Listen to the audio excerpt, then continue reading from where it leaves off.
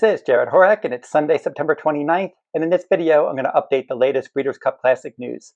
The Grade 1 $7 million Breeders' Cup Classic will be run at Del Mar on Saturday, November 2nd, and my annual two-day Breeders' Cup full card analysis will be available later this fall on my personal website, therunawayhorse.com. On my sales page, I've been covering these Breeders' Cups for many years. I've had a lot of success with my full cards. And you can read all of my Breeders' Cup prep race handicapping articles over at todaysracingdigest.com in their news section. Now we're going to go through the recent Breeders' Cup Classic prep races and talk about those, beginning with the Grade 1 Pennsylvania Derby at Parks, Saturday, September 21st, 2024. And that was a mile and an eighth for 3-year-olds. And in the paper race, multiple horses had early speed, but it didn't play out that way because one horse just showed more speed than the others, and he wasn't really going that fast on the front end, and that horse was Seize the Gray. Now, he was the Preakness winner, and in that Preakness Stakes on a speed-favoring wet track, he got out there, controlled the pace. That's what he did in this race. After they flashed that half-mile time up in 49.25 seconds, I knew this race was over, and the first interior fraction of 25.36. So he went 23 and change for the opening quarter, slowed things down to the half, and the race was just basically over at that point. And when you allow a classy horse like Seize the Gray to just get out there and dictate the pace through moderate fractions, you're in trouble, and that's exactly what happened here. My top choice in this race was Stronghold.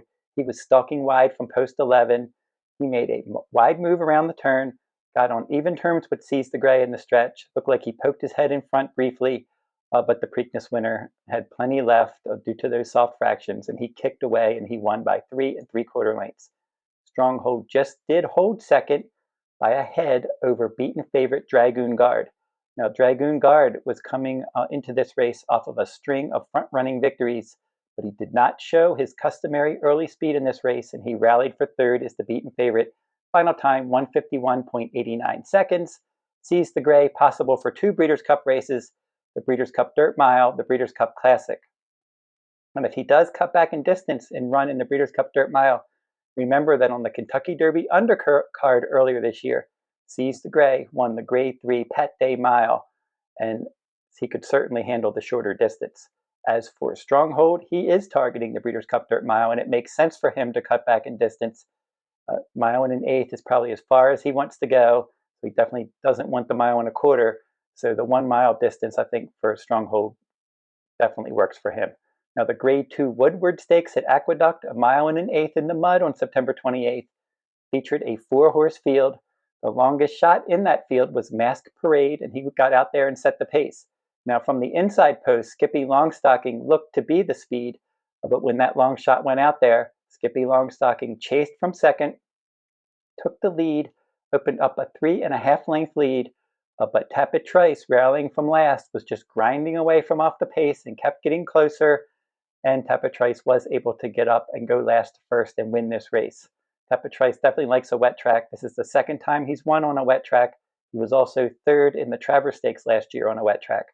As for Skippylongstocking, he was clearly second best. And then Crupi, Todd Pletcher's other runner, along with Tapit Trice, ended up finishing third. Mask Parade trailed. Final time, 1:50.09. Tapit Trice, possible for the Breeders' Cup Classic. I've always liked this one. He was my Derby horse last year, and it's nice to see him bounce back with 2 graded stakes wins this year. Skippylongstocking, third in the 2023 Breeders' Cup Dirt Mile. He could target that race again, but the Breeders' Cup Classic is also possible. As for Crupi, Todd Pletcher said he did not handle the wet track on Saturday, so he's going to draw a line through this race, and the Breeders' Cup Classic remains a possibility for Crupi. He was my top choice here. Never really got involved. The Grade 1 California Crown at Santa Anita Park at a 1 1/8 miles on September 28th. Thrilling finish in this race. Now, National Treasure set the pace as expected. Subsanador was stalking inside. Newgate was rallying outside, and those 3 hooked up in a nice stretch battle, and they all hit the line together. Subsanador won by a head. National Treasure was second. Newgate, another nose back in third, more than 7 lengths back to the 4th place finisher, Katona. And then 2 big disappointments in this race. Senior Buscador never got involved. He was 5th. And then Muth, your bet down favorite, he stalked wide. He weakened. He ran last. The final time, 1:48.68. And as for Subsanador, the Breeders' Cup Classic is probably next for trainer Richard Mandella. Mike Smith gave him a good ride in this race. And as for the 1.25 mile distance, he was second in the Grade 1 Santa Anita Handicap at 1.25 miles in March. Now, National Treasure for trainer Bob Baffert, he was second by a nose in the 2023 Breeders' Cup Dirt Mile, and then he also won the Grade 1 Met Mile by open lengths earlier this year. Looks like he's going to target the Breeders' Cup Dirt Mile. That makes sense for National Treasure. Newgate, California Crown was his first start in more than half a year. Breeders' Cup Classic is probably next for this Bob Baffert trainee, and he did win the Grade 1 Santa Anita Handicap in March at 1.25 miles. He can handle that extra distance. As for Muth, running last, the first time he finished out of the exacta in his career, and I wouldn't be surprised if they regrouped, most likely not going to the Breeders' Cup off of this performance. If they regrouped, maybe gave him a little bit of time, target the Grade 1 Malibu at Santa Anita at 7 furlongs on December 26th. That race makes sense for Muth. The Grade 2 Lucas Classic at Churchill Downs, 1 mile and an eighth in the slop, won September 28th. My 3-to-1 top choice Hit Show. Now, I did a video for the Lucas Classic, and I picked Hit Show, and he won his second straight graded dirt route in this race. And Cook Creek was out there setting the pace, and that was expected. Cook Creek was out there. It looked like he might go all the way, but Hit Show was grinding away in the stretch, and he prevailed by a neck. Rattle and Roll was 3.5 lengths back in third, and then Disarm, beaten favorite. He was a flat fourth. Rattle and Roll first start off a layoff. He needed this race. Good effort from Hit Show, back-to-back graded stakes wins, most likely not going to be targeting the Breeders' Cup Classic. Some likely races for Hit Show in the future. Possibly the Grade 2 Fayette at Keeneland on October 29th. And then the Clark Stakes at Churchill Downs on Thanksgiving weekend makes sense for Hit Show as well. Some other Breeders' Cup Classic horse news. Now, Dornoch, your Grade 1 Belmont and Haskell winner, he disappointed in the Travers Stakes in his last start. It was announced earlier this week that Dornoch has retired from racing. Trainer Danny Gargan, not happy with his training since he disappointed in that Travers Stakes. They said he had some bone bruising. He's going to stand the 2025 breeding season at Spendthrift Farm. So Dornoch has been retired. Fierceness, 2 workouts since winning the Travers Stakes on August 24th. He went 4 furlongs in 50.68 seconds. 49th best of 71 at Saratoga on September 15th, and then he went 4 furlongs in 50.60 seconds, 7th best of 13 on September 24th. Fierceness has 3 graded stakes wins this year, 2 Grade 1 wins, the Florida Derby and the Travers Stakes, and then he also won the Jim Dandy Stakes. Sierra Leone, another top 3-year-old, 3 workouts at Saratoga since he finished 3rd in the Travers Stakes. 4 furlongs in 49.65 seconds, 17th best of 86 on September 14th. 4 furlongs in 48.80 seconds, 6th best of 89 on September 21st. 5 furlongs in a minute, 101.80, 4th best of 11 on September 28th. So as for Sierra Leone, his record in 2024, 6 starts, 2 wins, 2 seconds, and 2/3. So he's clearly the most consistent 3-year-old male out there. Now, the 3-year-old title now might come down to Fierceness and Sierra Leone in the Breeders' Cup Classic, depending on what happens there with those 2 horses, especially after Dornoch's now retired and Muth ran last in the California Crown. So it could come down to Fierceness and Sierra Leone for that title. Right now, head-to-head this year, Fierceness leads 2-1 for that head-to-head matchup with Sierra Leone. And then for Grade 1 wins, Fierceness has 2. And Sierra Leone has 1. So we'll see what happens in this Breeders' Cup Classic. Sierra Leone probably has to win it. It does make sense that the 3-year-old title would come down to those 2. They are the top horses on the Beyer speed figure scale for the 3-year-old males this year in 2-turn dirt races. Fierceness has a 111 and a 110, and Sierra Leone got a 109 in the Travers Stakes. Arthur's Ride, front-running winner of the Grade 1 Whitney Stakes. He wilted in the Jockey Club Gold Cup. He would be a pace factor if they do go in the Breeders' Cup Classic. In his most recent breeze, 4 furlongs in 49.25 on September 20th, 7th best of 69, and then he had another work, 4 furlongs in 49 flat, 9th best of 140 on September 28th. Highland Falls, he dueled with Arthur's Ride in that Jockey Club Gold Cup last time. put that one away, and he won the race nicely on September 1st. But the final quarter there was 27 and change, so they were coming home slow in that race.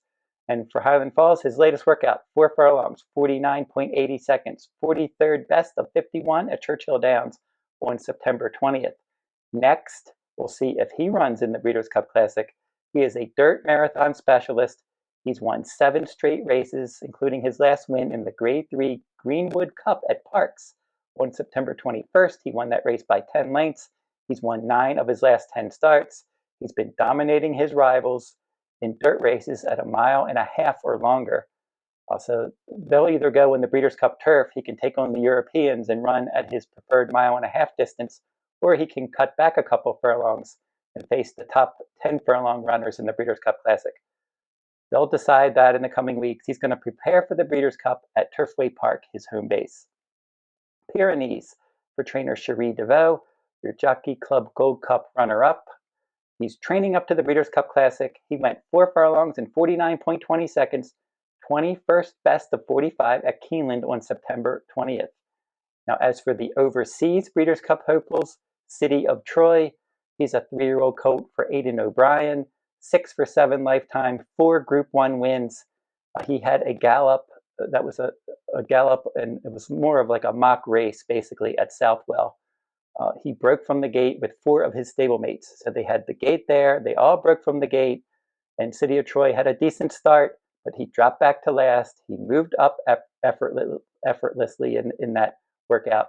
He took over, and he just ran away from the other runners that Aidan O'Brien put to run up against him in this mock race.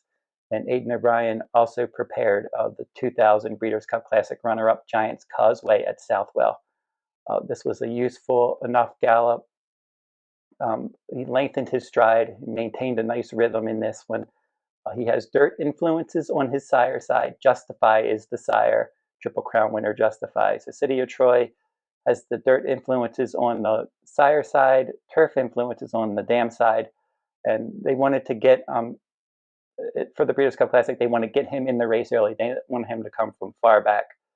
They don't necessarily want him on the lead, but they would like to have him in a forward position in the Breeders' Cup Classic. They can use his cruising speed to his advantage if they can do that. So that's the goal with City of Troy, to get him at least forwardly placed in the Breeders' Cup Classic, which would be his first start on dirt. Ushba Tesoro, 2nd in the Saudi Cup, 2nd in the Dubai World Cup, coming in from Japan for the Breeders' Cup Classic. And he prepped for the Breeders' Cup Classic in a Group 2 race in Japan on September 25th, earlier this week. Now, William Barrows, the horse, was able to get out there and set the pace, and he was well clear in the stretch. Ushba Tesoro was sitting in mid-pack, fairly far back. He was gaining with every stride in the stretch. He came up a length short. It was a useful prep, I thought, for Ushba Tesoro. He was the beaten favorite, but this race served its purpose. His first start since the Dubai World Cup. He's a 6-year-old veteran. He's 11 for 34. He has 3 straight runner-up finishes in graded route races, and he was 5th in last year's Breeders' Cup Classic at Santa Anita. Derma Sotogake, last year's Breeders' Cup Classic runner-up. He stalked the pace. He weakened to finish 5th in that William Barrows Ushba Tesoro race earlier this week. So Derma Sotogake this year has been disappointing. He just hasn't moved forward since running 2nd in the Breeders' Cup Classic. Forever Young, a 3-year-old, possibly coming in from Japan for the Breeders' Cup Classic. Now, he spiked a temperature during a workout earlier this week in Japan. 90-degree weather is the reason that they said he spiked the temperature. Now, he is still expected to run in the Japan Cup Dirt Classic on October 2nd. So that will be this coming Wednesday. And if he does well in that race, it looks like he's going to target the Breeders' Cup Classic. Now, he was a close 3rd in the Kentucky Derby. That was his lone loss in 6 career starts. Now, for bonus picks, if you want bonus free selections, you can go over to my personal website, therunawayhorse.com. Check out my Better Bets blog. You can get free picks from around the country each day. So go over to my personal website, therunawayhorse.com. At the top of the front page, you're going to see a Better Bets blog tab. Click there. It'll take you over to that page. Every day, I post a free pick from around the country. And I'm doing right now Santa Anita Park full cards. Each day Santa Anita runs. I also do full cards from Del Mar, Breeders' Cup full cards, Triple Crown Series full cards. And you can get all of those full cards at therunawayhorse.com on my sales page. And I also sell my full cards at todaysracingdigest.com. and see the description in this video for links to articles that I referenced in this video. And that will wrap up this video and my latest look at the 2024 Breeders' Cup Classic news. I'll be back with more Breeders' Cup Classic news. I'm going to have handicapping videos from Keeneland, Santa Anita, Aqueduct, as we have more Breeders' Cup prep races coming this weekend. And until I see you next time, good luck at the races.